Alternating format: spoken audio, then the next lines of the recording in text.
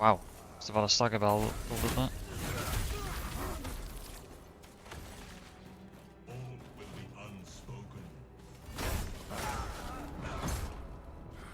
Did not mean that, but...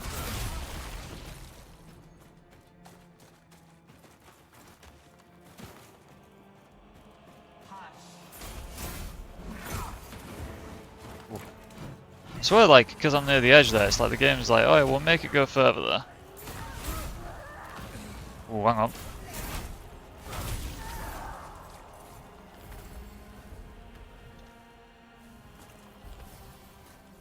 Help one kill. Burn is, Burn's always been strong.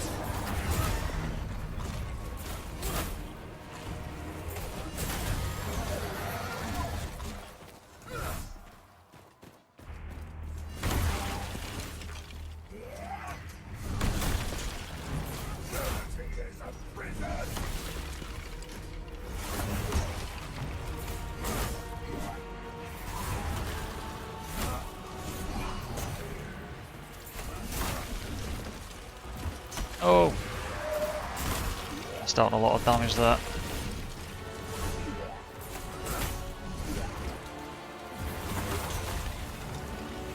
That's fine.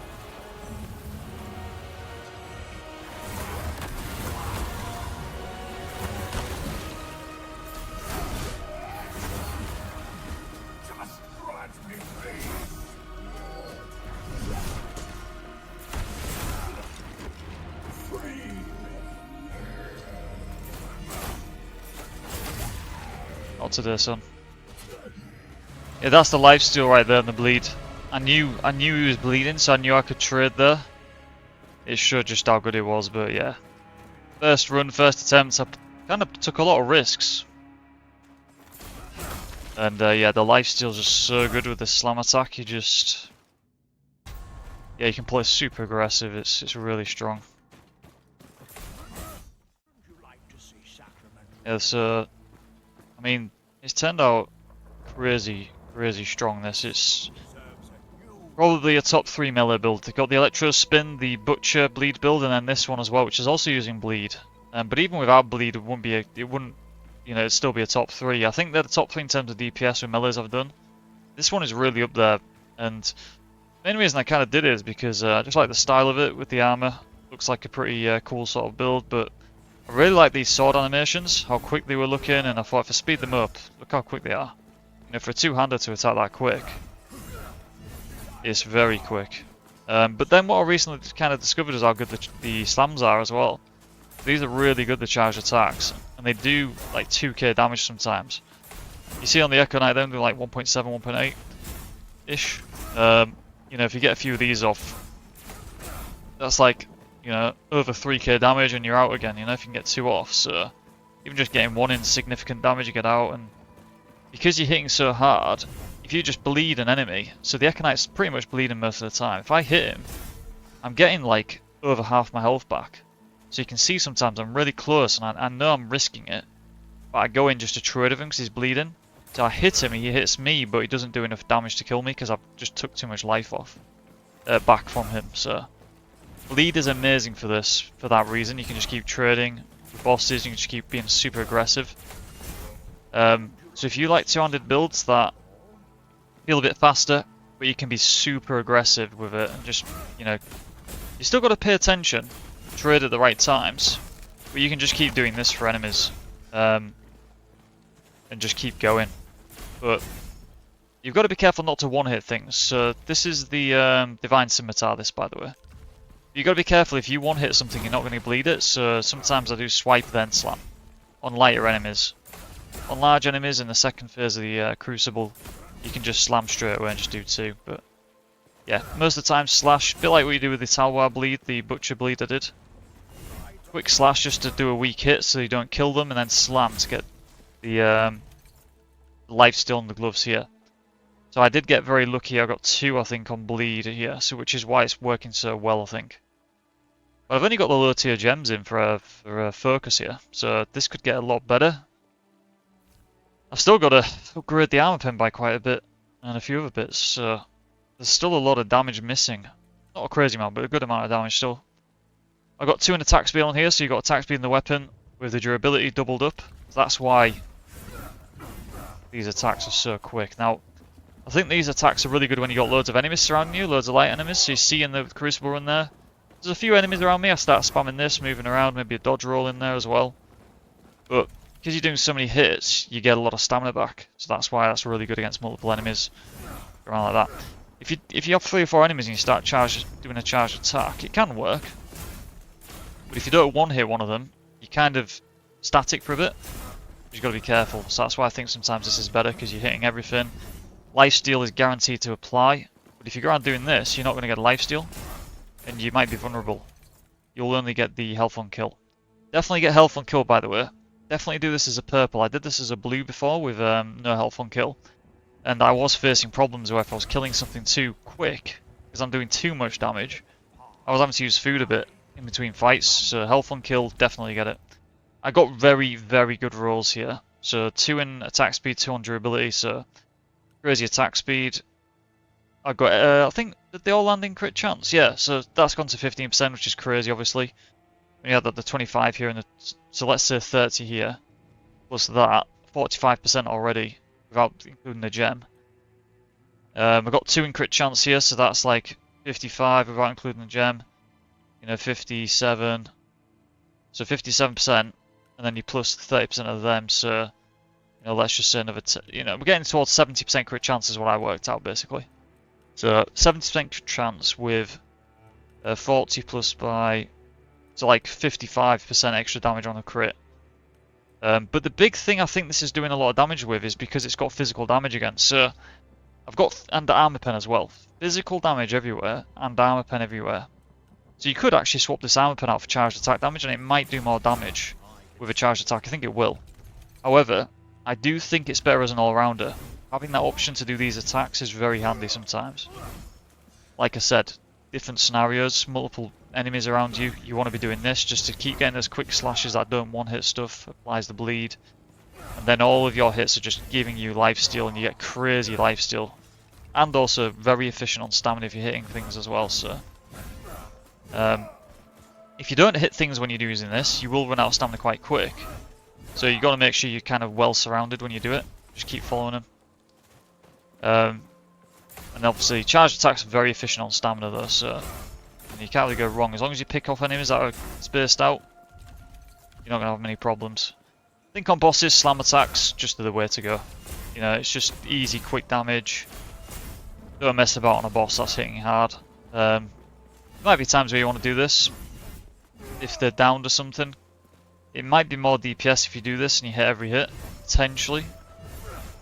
It's a lot of hits you can get in there. But this is just guaranteed solid damage with little risk. You go, it's better burst damage. Go in, do that, get out. It's a lot safer, a lot easier to apply that damage. So yeah, you want speed here as well to get that speed up, and then speed here. So you've got max speed for a physical build you can get. Do that, get a bleed in, get the bleed on the gloves, and you're kind of halfway there really. I've also put health regen in, mainly to block out that slot, but also just a bit of extra healing. Why not? But it blocks it out, gives me more chance of getting crit chance, which I did. And then this just got very lucky, but physical, armor pen and crit chance, everywhere apart from one I got crit damage. Wherever you get a good crit damage, just put it in one of these. Don't put it in the blue though, you want this to be crit chance. Because you want to get what I've got here, which is a very, very lucky piece. This is a very strong helmet that I might use on other builds because it's crazy. to get 15% in one item after this patch, because that's boosted by 30% as well, so that is another 4.5% crit chance there, so that's almost 20% crit chance. That's with this gem in. It's over 20% if I get 40% boost, so crazy. Crazy item right there. So that would take me to 50% crit chance just off these two items, which is nuts. And when you've got lower crit chance, it's actually better for like fast attacks. Because you're hitting so much, you're going to be critting, you know, every so often. Whereas on slam attacks, you want it to be higher, because you don't want to go in there and do half damage, and you're kind of like vulnerable. You want to be doing consistent damage with this, so high crit chance helps this. So if you can get it to 70%, brilliant. But if you think you've not had good exalts, I think it actually might be okay to drop this crit damage here. 40% extra crit damage on two-handed is very good actually. Because you've got really good base damage with the physical boost, so you've got physical everywhere. So I'm getting an extra, you know what, 46, 48%, over 50%, maybe close to 60% physical damage here with all the with the gem. What's that? Let's say it's 10 there, 12, 12, so that's 34, 46, boosted by 30%, is like another 13. So yeah, I'm getting 60% extra physical damage, that's nuts. Armor pen, I'm getting 30 there, plus 20, so 50%, boosted by 30, well, let's say 40% of 50%. So that's 70% armor pen, right? Crazy.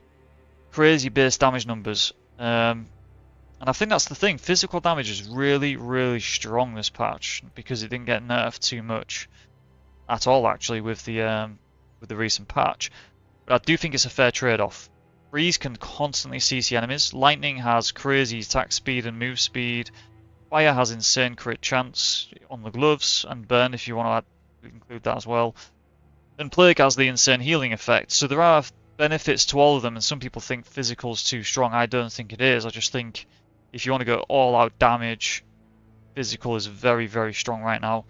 But there's really good benefits to other versions, and you could say ice is still the best because of the crowd control you can do. And I'm planning on doing an ice style build soon, just to showcase how strong that is. Look at the recent bow build I did, the Heartseeker, you know, it doesn't do the craziest damage in the game, but it's got insane survivability with the dodge move and infinite accuracy arrows that can't miss. Constant burn ticks, so you're constantly damaging.